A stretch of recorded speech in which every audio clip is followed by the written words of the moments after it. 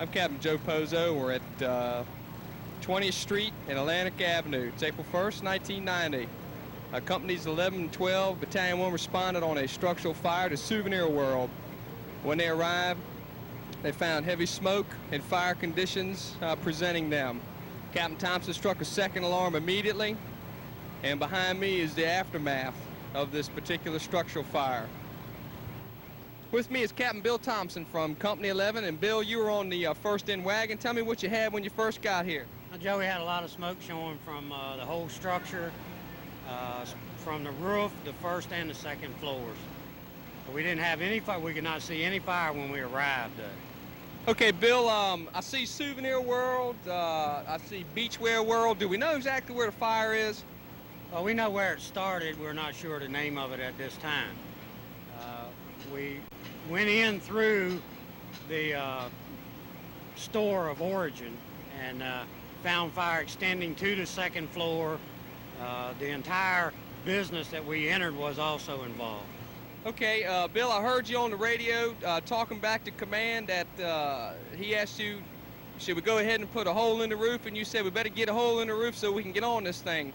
Get a little hot in there? Yeah, we had a lot of smoke, no visibility whatsoever. Once we got to the second floor, we knocked down what we could see, and then we continued to have a large heat buildup. So I wanted to get it opened up so we could find it better. How about that smooth bore nozzle? What can you tell us about that? Anybody that don't have one is crazy. Okay. Thanks, Bill, for coming to us, and we'll let you get back to rehab or whatever you were doing. Okay, Joe. Okay, we're here at the corner of 20th and Atlantic Street in front of Souvenir World. Come in as a structural fire. As Captain Thompson said, when they first got here, they went ahead and took a walk to the building. Heavy smoke pushing out, struck a second. And what we got here, we got about an hour into the fire itself.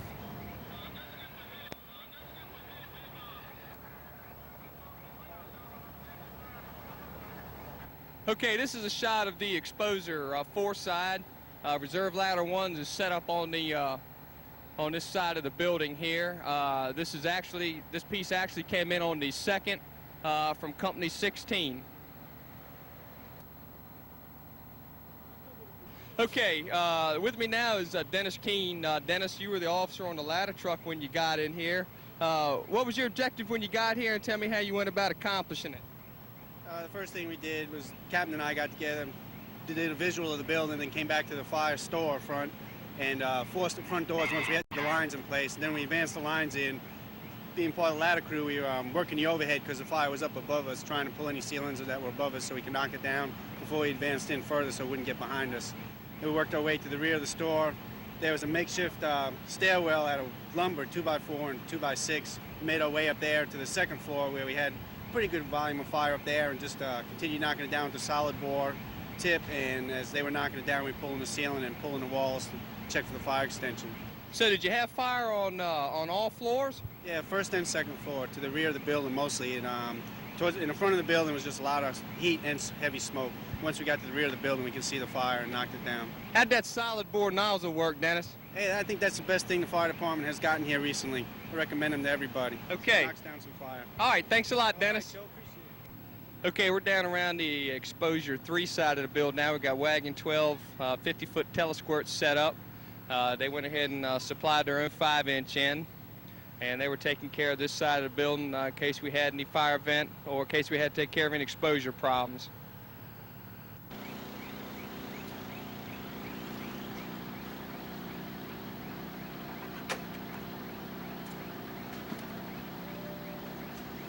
With me is the Department Safety Officer, Captain Murray Laughlin. Murray, can you let us know what your function's been here and how everything's been going? Well, Joe, 2 things this evening. One was crowd control at the fire scene. When I first got here, we had a lot of civilians and even some off-duty personnel. They were trying to help, which was good, but they're in civilian attire. We had to get them back, clear the area so our people could go to work. Also set up rehab with the EMS sector in Rescue 14, so our guys go over, take a break, and get squared away. Okay, Murray, I heard command call for some police support for the 5-inch hose. We have a little trouble with that? Yes, engine 19 lost one section of hose, so we're trying to track it down. Alan Taylor got 2 license plates, so we're going to try and track those down because we're talking about $1,000 right there. Okay, anybody get injured or suffer from any exhaustion or anything tonight? No, everything's going real well. Everything's functioning very well. For as many folks as we got here, everything's going very smoothly. Well, thank you, Murray, for giving us a little time coming on Frontline. Thank you, Captain Pozzo.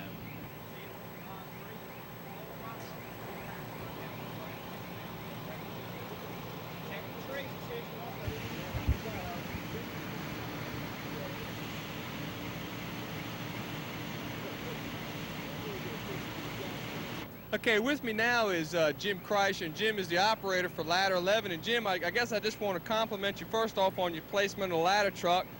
Can you tell us what you saw when you got here that made you get in this position, and then what you did from there? Well, when we got the call, we got the call by telephone. A citizen called the station, and when we got the call, we came around down here on 19th Street, and smoke was rolling out the front door over here, and it was rolling back up towards the north. So I knew I had to protect the rest of this building over here, and let either the Telus Quartz or the second ladder in protect the exposures on the other side of the road. So I pulled up in the parking lot over here and just backed in here the best I could. The road stops right over here on the other side of the ladder, so I didn't have too much of a choice as far as going back towards the north. So I set up right here, set the ladder pipe up in case we needed to go to ladder pipe operations.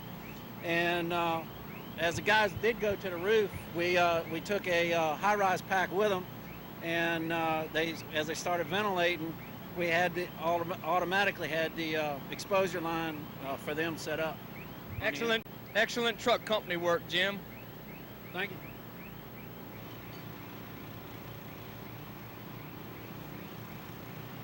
Okay, with me now is Deputy Chief Carter of the Virginia Beach Fire Department. Chief, you had command of this incident. Can you tell us what you had when you got here? Well, I got here with the second alarm units, Joe, and they had things pretty much set up long before I got here. What we was trying to do is to gain access to that second story and see what was up there. The pre-plan shows it as apartments, and they've converted those into storage.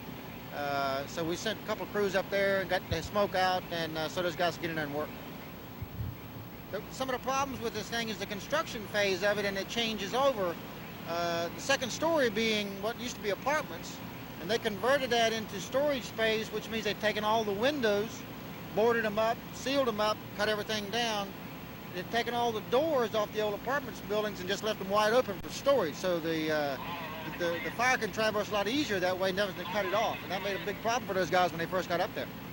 Reporting for Frontline, this is Captain Joe Pozzo.